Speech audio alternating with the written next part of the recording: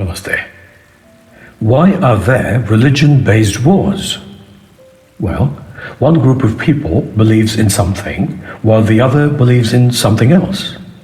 In today's world, where the clash of ideologies often defines our existence, the role of dogmas and beliefs cannot be overstated. From the rigid doctrines of organized religions to the subtle nuances of personal faith, these belief systems shape not only individual lives, but also the very fabric of society. Haven't we all come across people who aggressively and sometimes even violently protect their right to believe, while conveniently ignoring the right of other people to not believe? Let's take a closer look at organized religions where adherence to a prescribed set of beliefs is often non-negotiable. These religions have dogmatic elements that must be embraced by followers without question to be deemed faithful.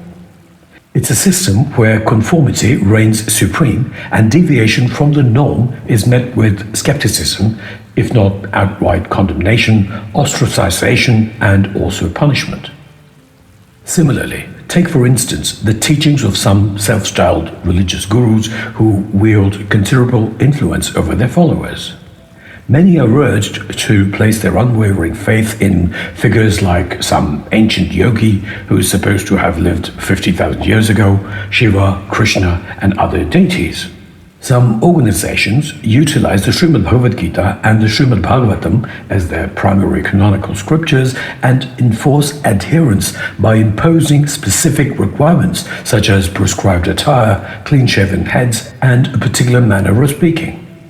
Yet a critical and interesting question arises. Where in the Srimad Bhagavad Gita does Krishna ever demand blind belief or allegiance? The reality is that blind belief holds no ground in the enriching voyage through Vedic studies and the pinnacle of wisdom in Vedanta.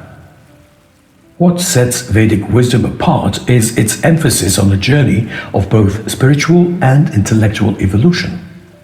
It's not about blindly accepting dogma, but rather about engaging in a profound exploration of the self, or that of existence and consciousness. Through the study of the Vedas that leads seekers towards Vedanta, one is guided along a path of self-discovery, culminating in the realization and experience of the all-pervading self personified as Krishna.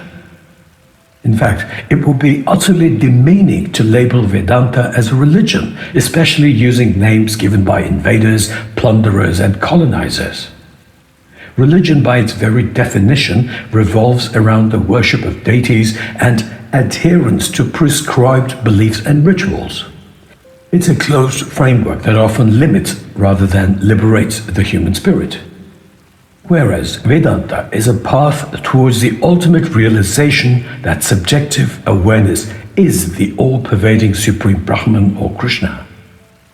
Krishna says in Shloka 10:20, Ahamatma Gurakesha Sarva Bhutasha Yastitaha Ahamadischa Madhyamcha Bhutanamanta Evacha. I am the Self, Arjuna, situated within all living entities. I am the origin, the middle, and also the end of all beings.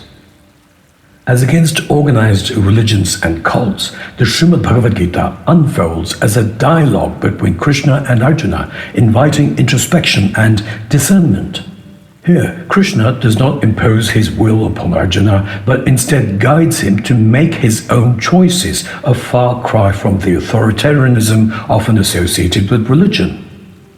The culmination of Vedanta is the seeker's attainment of self-knowledge, transcending all dualities that define our mundane existence. When one looks at the whole of existence, there is a subjective egoless I and everything that can be perceived, therefore the subject and the object.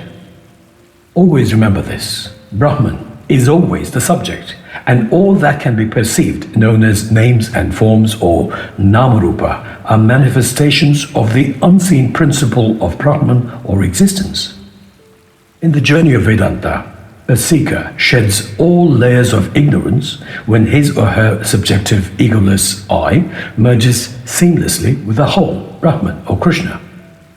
Embracing Vedanta requires a departure from the shackles of blind beliefs, inviting true seekers to engage their intellects and transcend the limitations of religious dogma. It's a call to rise above the divisive forces that plague our world and embrace the boundless expanse of spiritual enlightenment. So let us heed this call, casting aside the constraints of dogma and embarking on a journey of self-discovery and liberation through studying Vedanta. Start with the Srimad Bhagavad Gita. Make use of the easy-to-understand tools that I offer, most of which are completely free of cost. It's a great way to rise above duality and arrive at the knowledge that the self is the only truth that is self-evident, which in Sanskrit is known as Svatah Pramana. Through the study of Vedanta, one can truly embrace the limitless potential of the human intellect, transcend the limitations of organized religion, and experience ultimate freedom and divinity. Stay blessed. Thank you. Jai Shri Krishna.